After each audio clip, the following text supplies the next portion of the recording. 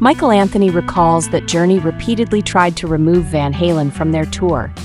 In an interview with SiriusXM's Eddie Trunk, Anthony shared memories of his favorite Van Halen tours, highlighting the unforgettable 1978 tour.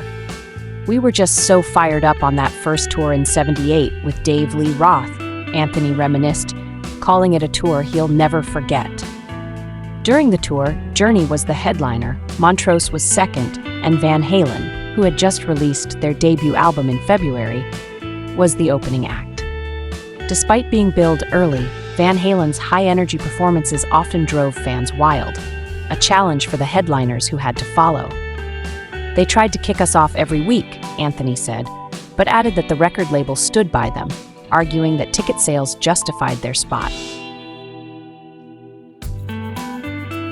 In a 2020 interview, former Journey singer Steve Perry reflected on the same tour, noting, "Eddie Van Halen and his band were on their first tour with Journey, playing at the 3,000-seaters we were doing then.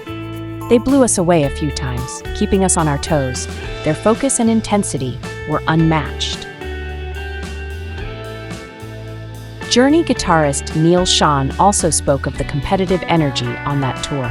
"It was a challenging guitar lineup," Schon admitted.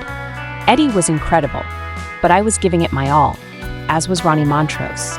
We were all playing hard, and I'm glad I didn't have to follow Van Halen," he joked.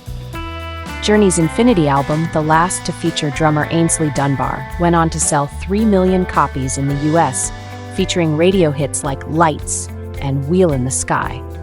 Drummer Steve Smith joined later, performing until the early sessions for Journey's 1986 comeback album, Raised on Radio, following Perry's solo success.